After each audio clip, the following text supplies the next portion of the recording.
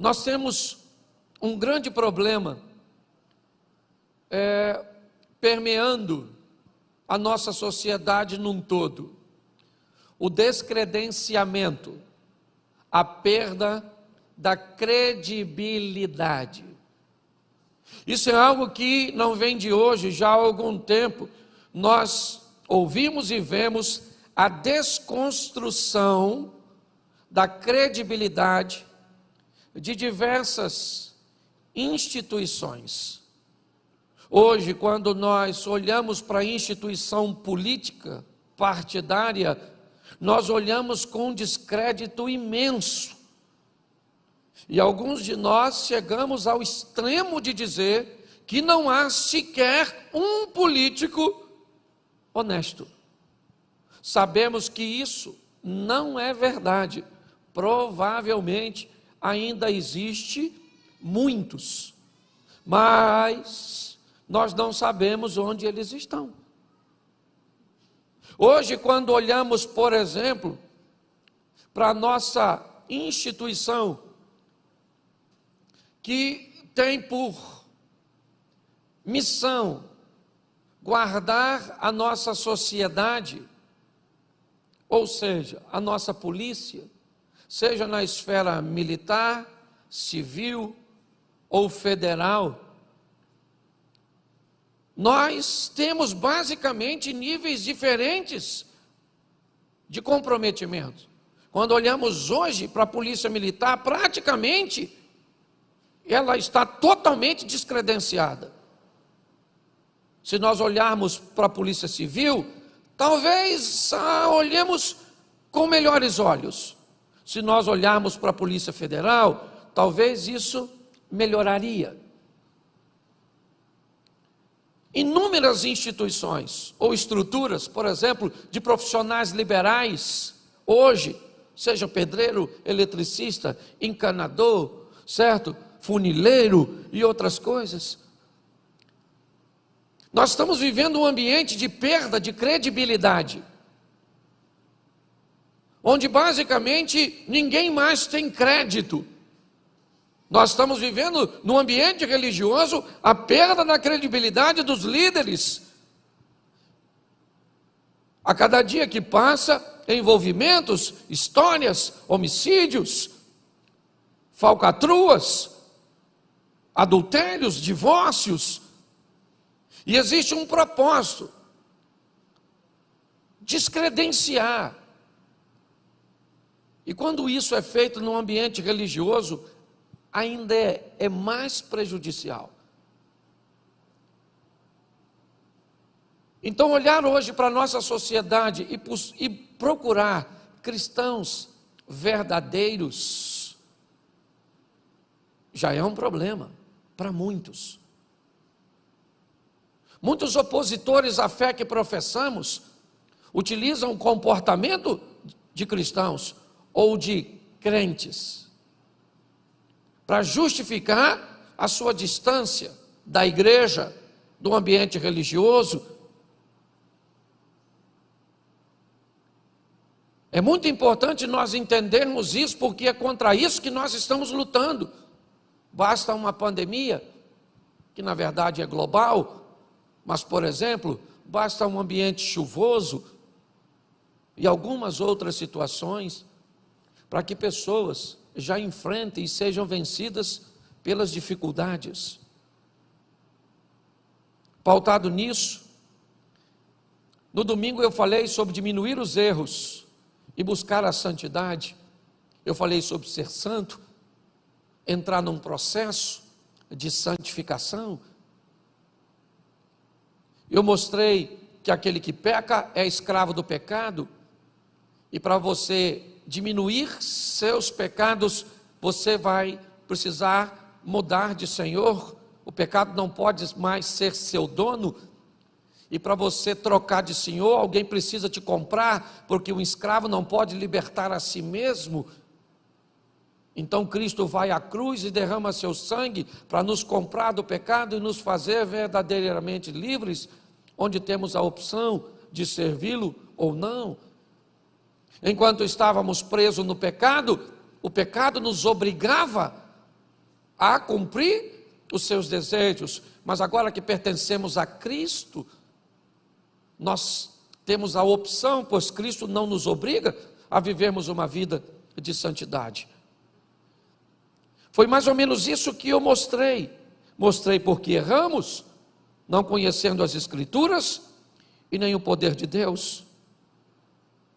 Mas hoje, eu quero falar sobre 2 probleminhas muito sérios, que a maioria de nós enfrentamos na hora de sermos cristãos de verdade: o medo e a vergonha.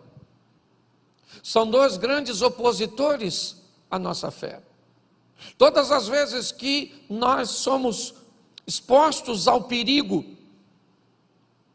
todas as vezes que temos a sensação que podemos perder alguma coisa, que se expressarmos a nossa opinião num ambiente corporativo, onde nós vamos expor a nossa fé, podemos perder o emprego, podemos perder a possibilidade de ascensão, de crescimento, podemos ser interpretados como pessoas que não sabem viver de forma coletiva, em alguns ambientes, mas não no nosso país, ainda até mesmo a possibilidade de perder a sua própria vida. Eu tenho vídeo no meu celular de 2 mulheres indo com seus filhos, crianças que não tinham mais de 3 ou 4 anos,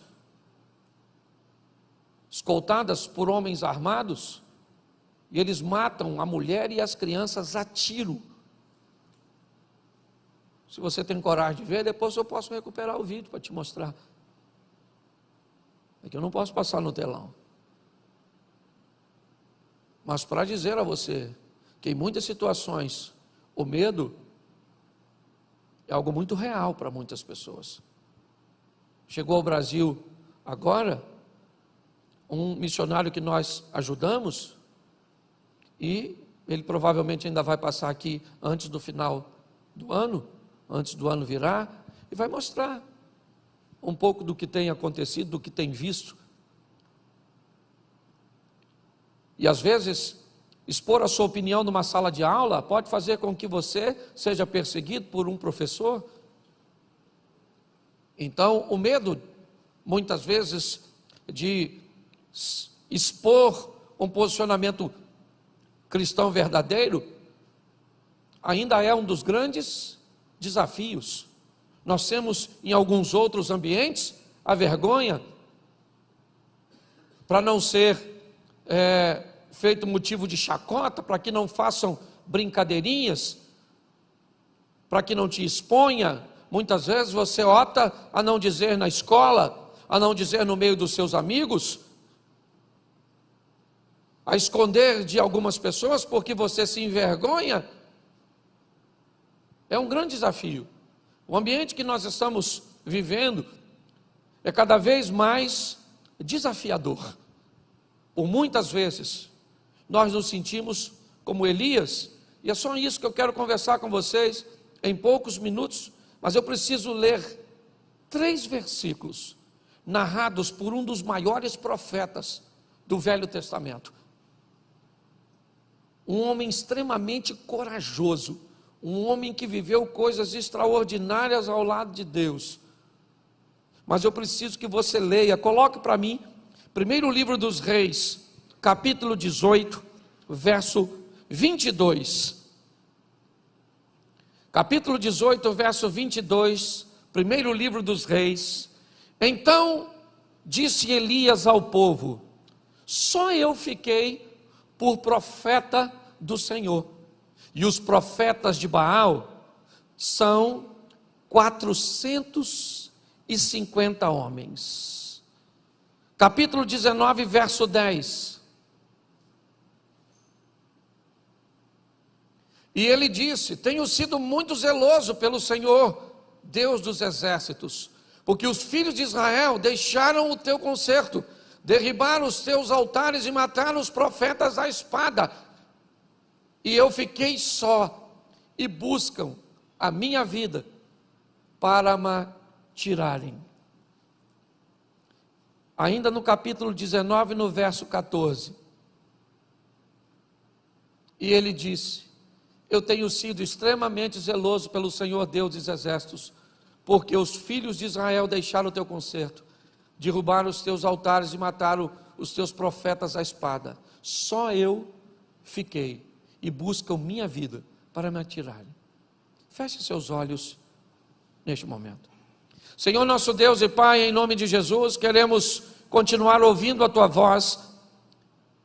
E fala conosco, Senhor, que teu Espírito tenha liberdade de agir, que todo medo, ó Pai, porque o verdadeiro amor lança fora todo medo, que toda vergonha, que tudo aquilo que não provém de Ti, ó Pai, saia do nosso coração, e que a coragem, que a segurança, que vem das Tuas mãos poderosas, tomem a nossa vida, tomem o nosso posicionamento, em o nome de Jesus. Amém. Glória a Deus. Amém? Isso. Para você entender o que está acontecendo, ainda no capítulo 19, no verso 18, olha só o que Deus vai falar. Também eu fiz ficar em Israel 7.000, todos os joelhos que não se dobraram a Baal, e toda a boca que não o beijou. Preste atenção, porque o que está acontecendo com esse profeta não é muito diferente do que acontece conosco, do que nós sentimos em muitos momentos da nossa caminhada cristã, nos diversos lugares que compõem o nosso estilo de vida social. Nós estamos olhando Elias, o profeta, por 3 vezes, isso ainda é mencionado lá no Novo Testamento, em Romanos, mas por 3 vezes aqui, ele está falando sobre solidão, falando sobre um estilo de vida onde ele se sente só, onde tem poucas pessoas para oferecerem apoio umas às outras. Elias está se queixando de que o ambiente que ele está inserido é um ambiente tão contaminado, é um ambiente tão inapropriado, porque como alguém se sente só no meio de um povo que Deus formou? Esse cara não está na Babilônia, não está na Síria, não está na Pérsia, não está na Grécia, ele não está em Roma. Esse camarada, ele está em Samaria. É importante nós entendermos isso. Esse é o território do povo de Deus. Esse é o povo cujo qual Deus entrou com mão forte no Egito para tirar. Essa é uma geração mais à frente daquela que viu os milagres, que entrou em Canaã. Então esse camarada poderia se sentir sozinho em qualquer ambiente, mas não nesse. Esse indivíduo está dizendo: eu fiquei só, num ambiente onde só Baal tem 450 profetas, Azera tem mais 400, metade desse governo é pagão. O rei Acabe é casado com Jezabel, filha de Etbaal, rei dos Sidônios. O que nós estamos olhando é um ambiente totalmente hostil, inóspito, inadequado, que tem por propósito acovardar as pessoas, matarem os profetas, e aqui matarem no sentido literal. Hoje, o propósito também é matar, destruir a nossa fé, a certeza da vitória que Deus nos promete. O que eu quero expor para vocês hoje é que ser um cristão de verdade nunca foi fácil para ninguém, e não vai ser para mim e para você que as coisas vão facilitarem, ou vão serem facilitadas. Nós vamos precisar de postura e de posicionamentos, porque muitas vezes você vai olhar para a sua casa e vai se sentir sozinho. Por muitas vezes você vai olhar na sua família e você vai se sentir só. No seu casamento, você lutando sozinha. Pelos seus filhos, você luta sozinha. Por sua vida profissional, você luta sozinha. Você está recheado de pessoas, rodeado de pessoas, perto de você, mas que não estão comprometidas com o mesmo propósito. E pior, você vem para uma igreja, um ambiente onde você esperaria que todos que estivessem aqui, estivessem intencionados em se relacionar com Deus de verdade, e você começa a descobrir que não é bem assim, que tem joio no meio do trigo, que tem cabrito no meio das ovelhas, porque não é fácil. Mas nós precisamos pegar exemplos, porque Elias disse: eu fiquei só 3 vezes, mas no verso 18 Deus falou assim: Elias, deixa eu falar uma coisa para você, eu conservei 7.000, o cara estava achando que era a última bolacha do pacote, e Deus está dizendo para ele: 7.000 eu separei, que não dobraram os joelhos, nem beijaram a Baal. Eu quero te dar uma notícia, por mais difícil que seja, e por mais solitário que pareça, você não está sozinho. Tem muita gente que está levando Deus a sério. Tem muita gente que ainda está na igreja levando Deus a sério. O que você precisa é ser, em todos os ambientes onde estiver, um pouco mais criterioso e seletivo, para observar um pouco mais de perto as pessoas. Porque se você não fizer assim, inevitavelmente, já você vai descredenciar a igreja. É você que vai tirar a credencial da igreja. Por isso que muitas pessoas hoje optam por ser cristãs dentro da sua própria casa. Eu não preciso estar na igreja. Mas por que, cara? Se a igreja é um ambiente tão legal, mas não foi legal para mim. Minhas experiências foram ruins. Então eu preciso mostrar a você rapidinho histórias facílimas, exemplos simples, fáceis de entender. Eu não vou nem mais mexer no texto ou nos textos para ganharmos tempo, mas preste atenção. A terra está corrompida, o comportamento das pessoas são totalmente contrário aos princípios de Deus. Mas naquele ambiente onde Deus está intencionado em destruir tudo, Ele acha um homem. Noé achou graça aos olhos de Deus. Deus olhou para aquele homem, mas numa sociedade, pois é, naquela sociedade, Deus achou um camarada que estava disposto a levá-lo a sério. E Deus, essa é a grande questão, através daquele indivíduo, Deus vai montar uma estrutura, com quanto? Vamos lá, Noé, sua esposa, Sem, Cão, Jafé e suas 3 esposas, 3 filhos, 3 noras e o casal. Deus vai mudar a história, com 8 pessoas. Mas preste atenção, que tipo de pessoas eram essas? Que tipo de envolvimento elas eram capazes de obter, de se dedicar?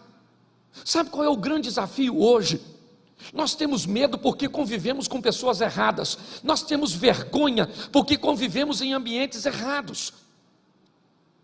Muitas vezes, se você estiver num ambiente que não é para você estar, ou você vai se comportar como as pessoas que estão lá para agradá-las, ou você vai ficar lá com um comportamento totalmente oposto, um peixe fora d'água. Esses dias um grande amigo meu fez aniversário, e eu não podia deixar de ir, e eu não podia chegar no começo. Ia ser um almoço, eu não podia ir no almoço, eu tinha um compromisso, e eu tinha que chegar lá por volta de 3, 4 horas da tarde. Cheguei em casa de viagem, tomei um banho e fui no compromisso, no aniversário do meu amigo. Não podia deixar de ir, o cara é meu amigão. Quando eu cheguei com o carro no sítio, a música já dizia mais ou menos o que estava acontecendo no ambiente. A música já falava para mim: Cláudio, o que é que tu está fazendo aqui? Eu falei, e eu respondi para mim mesmo: eu vim dar um abraço no meu amigo. Menino, eu cheguei. Ó, até o cachorro estava bêbado. A mulher bêbada, os homens bêbados, tudo bêbado, tudo bêbado. Eu olhei e perguntei de novo para mim: Cláudio,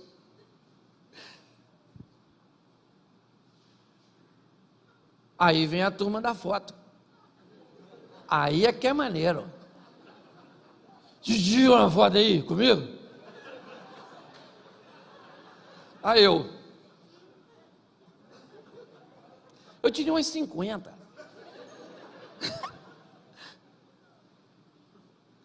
Pelo menos uns 3 desses 50 jogou cerveja em mim. Entendeu? Aí tinha umas donas meio bagunçadas, olhando para mim esquisito.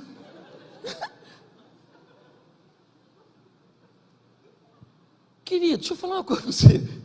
Eu dei um abraço ao meu amigo e ele estava tão bêbado que eu acho que ele nem sabe que eu fui. Talvez vai descobrir se assistir isso. Aí eu cumprimentei, dei um abraço, comi um pedaço de carne, fiz aquilo. Fiquei uns 30, 40 minutos, onde a maior parte foi de foto. E aí eu pergunto quantas pessoas viram aquelas fotos e devia perguntar o que é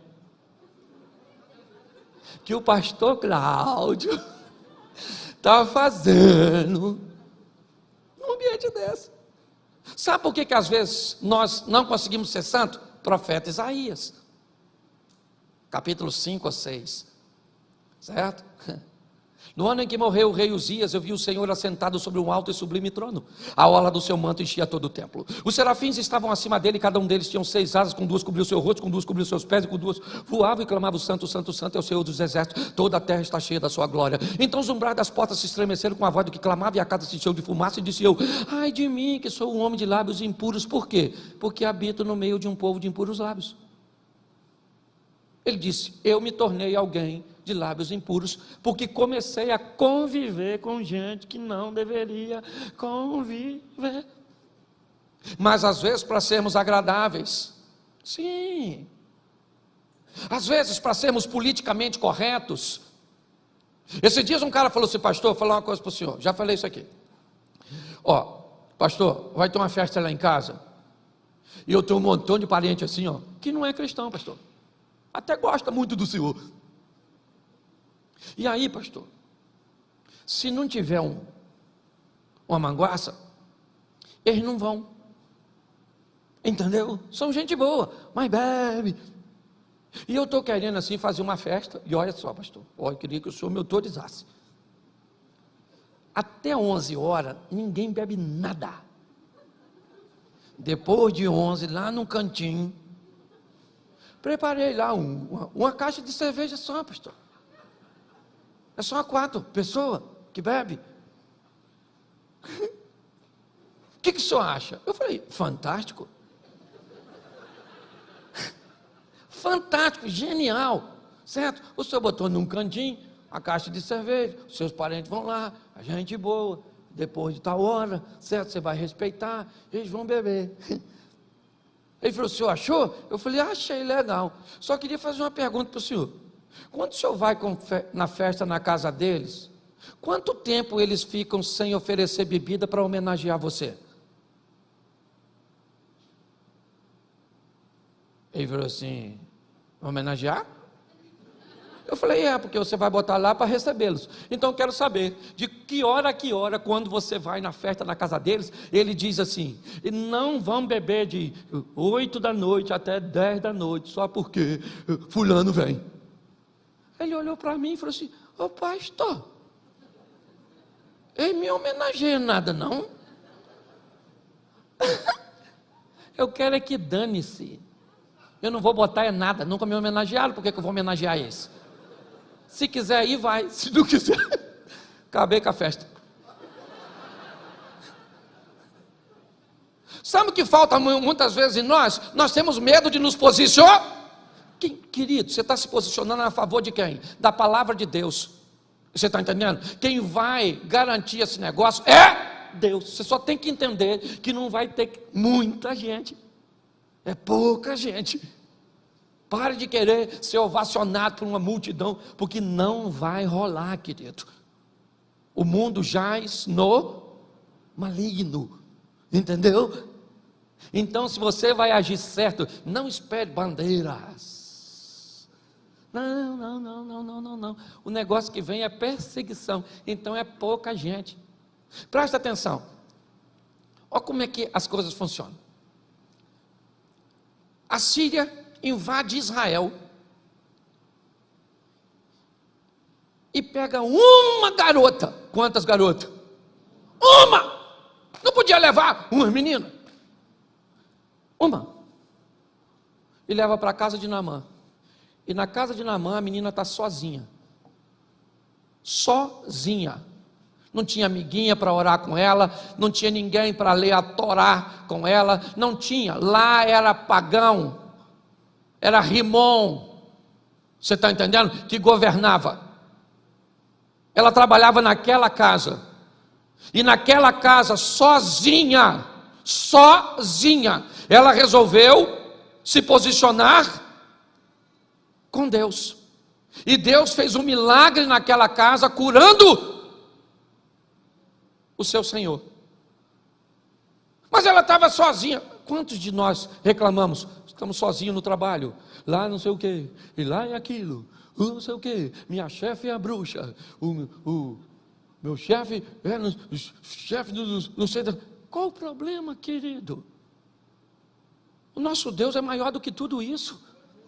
Só está precisando de um posicionamento nosso, porque onde nós chegamos com Deus, o negócio toma um vulto de fé. É assim que funciona. Mas nós precisamos ter coragem e entendermos que um cristão verdadeiro, ele não precisa estar na igreja e no meio de crente para ser cristão. O texto diz que Deus olha para o ambiente onde Noé está inserido, e o negócio estava difícil, mas ele achou alguém naquele ambiente corrompido que resolveu viver. Uma menina é levada cativa para Síria e faz todo um movimento. Você pega, alguns meninos em particular são levados para a Babilônia. Pouca gente, basicamente 4 não se dobraram diante da estátua.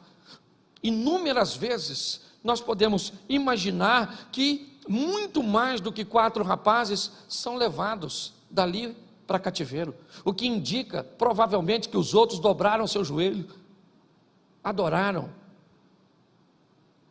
Mas aqueles rapazes resolveram se posicionar. Todas as vezes, quer no Egito, quer na Babilônia, quer na Pérsia, quer em Roma, já lá no Novo Testamento, nós vamos ver pessoas que resolveram assumir uma postura e manter um estilo de vida de integridade, que fazia com que Deus se manifestasse no meio daquela história e mostrasse para todos quem Deus era na vida de pessoas simples. O que nós precisamos é entender que Deus não muda, nele não há sombra de variação. Ele não é homem para que minta, nem filho do homem para que se arrependa. O que está acontecendo não é que Deus não age, é que nossas ações não viabilizam o milagre que precisa acontecer. Está na hora de nós assumirmos um compromisso com Deus. Uma postura que diga: que estilo vai ser meu casamento? Que estilo, perdão, como vai ser meus negócios? Como é que é a minha caminhada de fé? Ninguém é bobo, gente. Ninguém é bobo. Todo mundo sabe como funcionam as coisas. Vocês estão aqui caminhando comigo, mas está todo mundo de olho em mim. Nas pessoas que sobem aqui.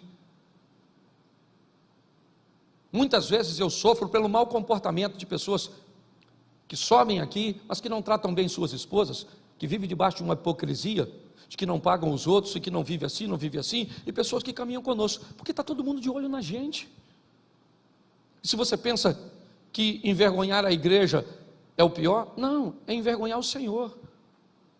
Está na hora de nós sermos crentes de verdade, de nos posicionarmos para mudar a história da nossa nação, para mudar a história da igreja. Nós estamos precisando viver isso. Ah, pastor, mas é um ambiente desafiador, com poucas pessoas? Sim, isso é uma grande verdade, mas é possível. E o que isso pode fazer na minha e na sua vida? Criar um ambiente extraordinário de milagres, de resultados extraordinários. Eu não tenho nenhum problema com pessoas que vêm em busca de soluções materiais para a sua vida. Não, nosso Deus é misericordioso, Ele é dono do ouro e da prata, Ele abre portas onde portas não existem, Ele abre janelas dos céus, Ele é um Deus provedor, é o Jirê, Ele é o Rafá, Ele cura, é o Deus de paz, e tudo isso é verdade. Mas a minha pergunta, a pergunta que tem permeado a minha mente é: se Jó, que era um cara igual a mim, que é igual a mim, ninguém vai dizer que Jó era melhor que eu. Não tem essa, irmão. Entendeu?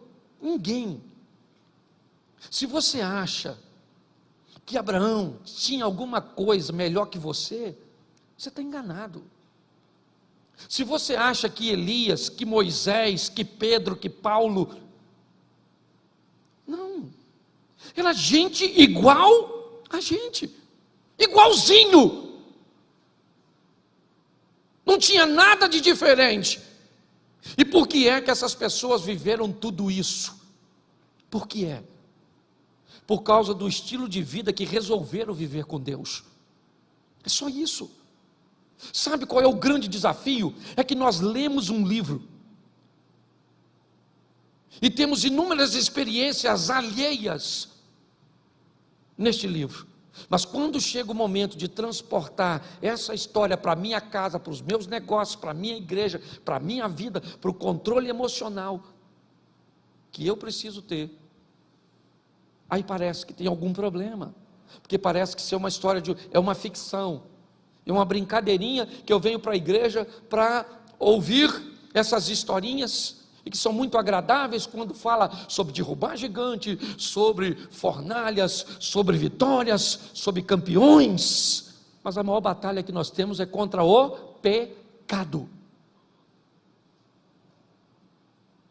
A maior batalha que nós temos é para alcançar a santidade. Aí você olha para um adolescente, não tem força. Você olha para um jovem, não tem força. Ou é medo, ou é vergonha. Aí você olha para um casal, ou é medo, ou é vergonha. Aí você olha para alguém na faculdade, ou é medo, ou é vergonha. Vai numa festa, é medo ou é vergonha. Vai fazer um negócio, sempre as pessoas estão acuadas. Medo ou vergonha estão impossibilitando essas pessoas de viverem o extraordinário com Deus. Nós precisamos hoje assumir um compromisso. E sabe qual é o maior desafio do meu ministério? É que eu estou saindo daqui para pregar as palavras que eu estou pregando aqui, e ninguém quer mais me ouvir.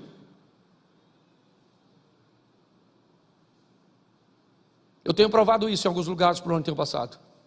Foi só eu parar de ser engraçadinho, de contar uma historinha engraçada, e eu já virei um cara chato. E eu falei isso com Deus. Falei, Senhor, pô, estou a fim de botar o povo para cima, contar uma historinha, e não está rolando mais.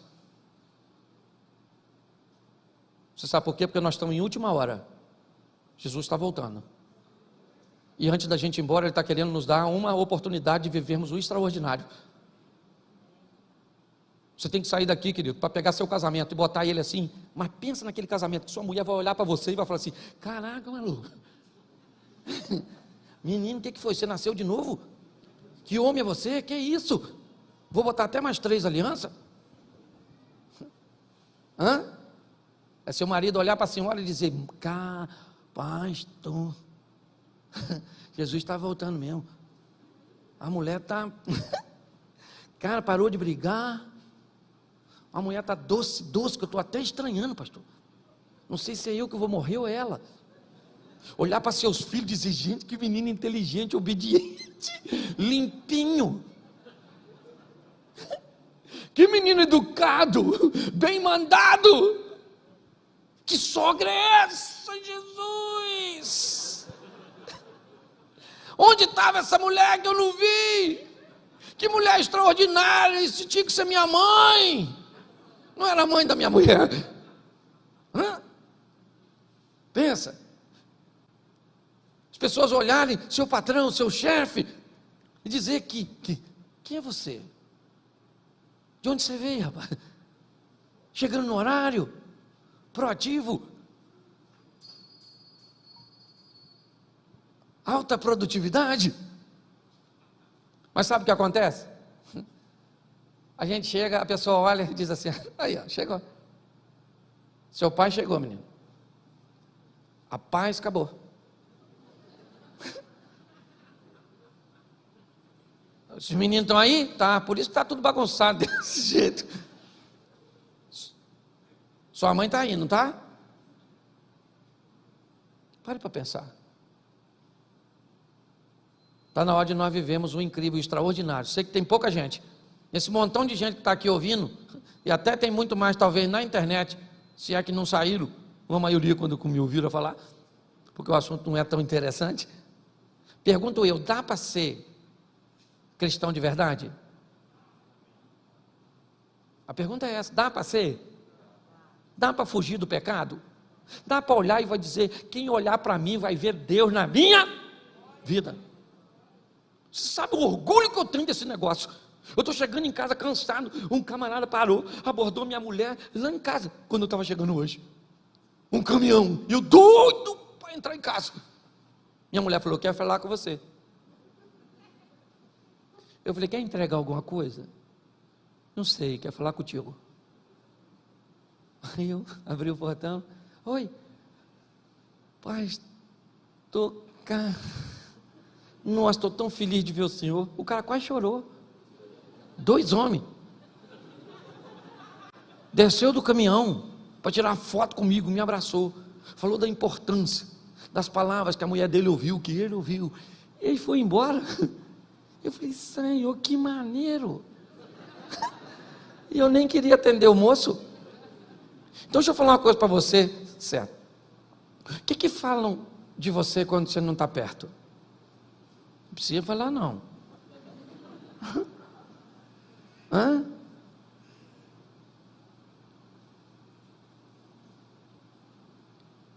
Eu acho que nós precisamos nos posicionar. Cristãos de verdade, cristãos verdadeiros, eles têm medo, sim ou não? Sim ou não? Claro que tem. Eles têm vergonha? Sim ou não? Sim. Mas eles têm que vencer o medo e mostrar quem é Deus. É isso que nós vamos ter. Tem hora que tem que ter medo.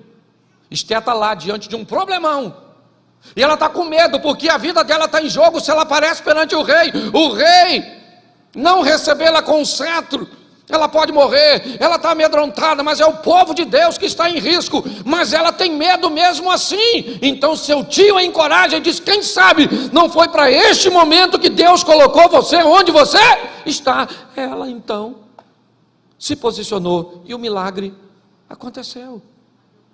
Deus está esperando só você entrar dentro daquela casa sua, no meio daqueles amigos seus, e dizer: se continuar mandando essas fotinhas no grupo, eu saio.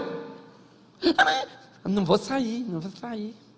Porque onde eu vou arrumar outro amigo? No inferno. Lá tem. Entendeu?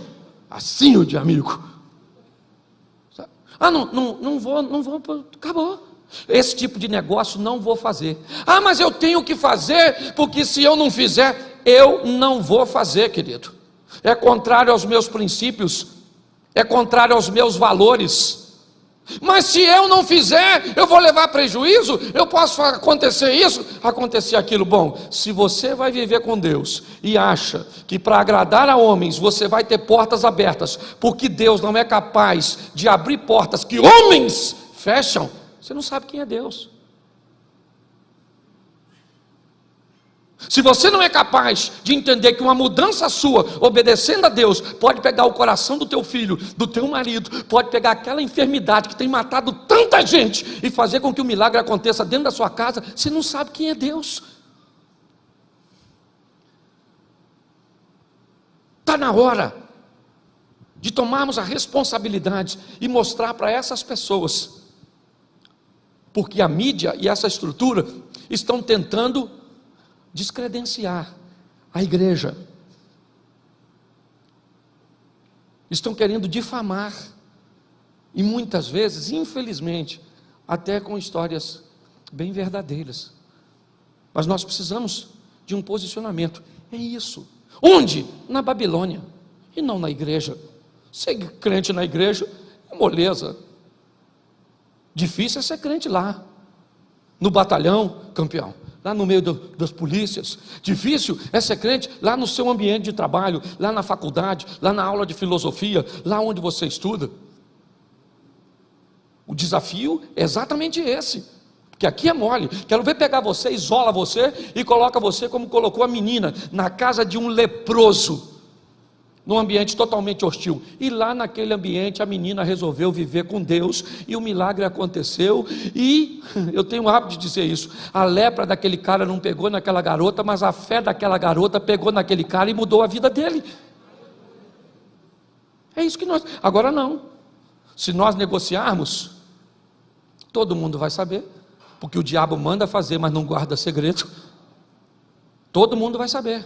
Talvez você não vai ficar sabendo que todo mundo sabe, porque o propósito dele é te envergonhar. Por que o diabo faz todo mundo saber que você é de um jeito, mas ele permite que você não tenha noção do que as pessoas sabem a seu respeito? Porque se você descobrir que todo mundo já descobriu que você é uma fraude, que você é fake, você corre o risco de mudar, e é isso que ele não quer. Por isso que grande parte das pessoas fala quem somos, não para nós, mas para os outros. A igreja precisa não de mais pregadores. A itinerância está acabando. Pregadores itinerantes.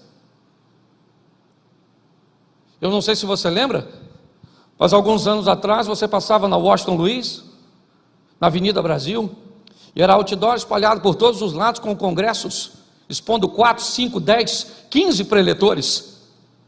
Hoje a gente passa e não tem mais. Sabe por quê? Eu te falo. Homens que saem do púlpito e vão beber cachaça e uísque. Homens que saem do púlpito e vão para prostíbulos. Homens que só sobem no púlpito se receber ofertas astronômicas. Homens que sobem em púlpito e tratam as pessoas que o recebem de qualquer maneira. Homens que sobem para dizer coisas que eles não vivem. Fala de dinheiro, mas não oferta nem dizima. Homens que vão fazer turnês pelo Brasil afora de 20, 30 dias e deixam suas esposas.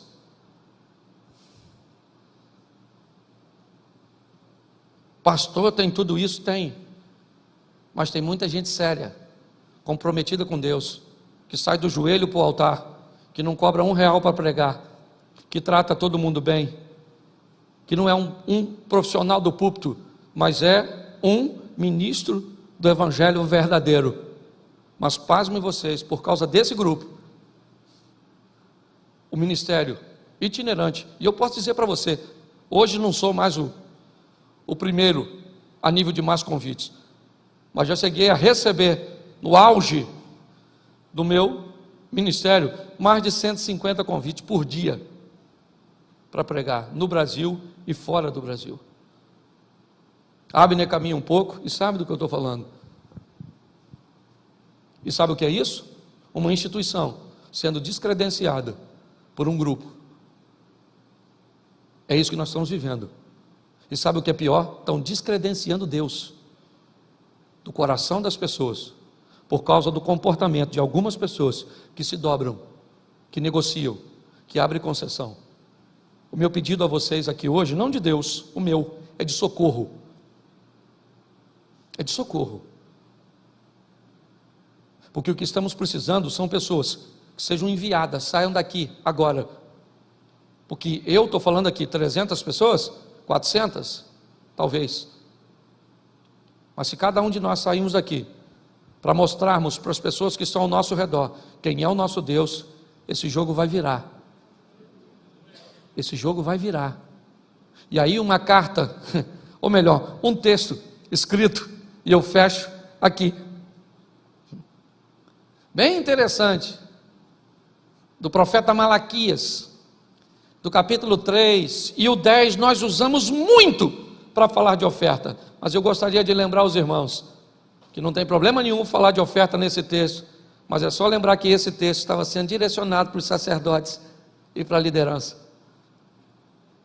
Mas no final desse texto, põe para mim aí, campeão, Malaquias, capítulo 3, verso 17.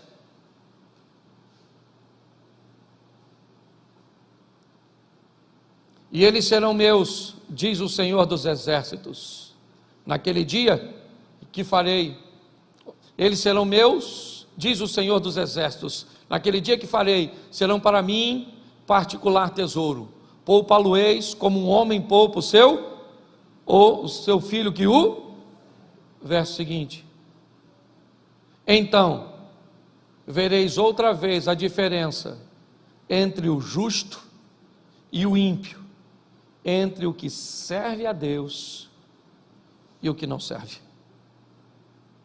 Deus não vai tolerar. E Ele pede de mim e de você uma mudança de postura. Isso tem ardido no meu coração. E pode ter certeza que aquilo que eu prego aqui, em primeiro lugar, eu procuro aplicar na minha vida.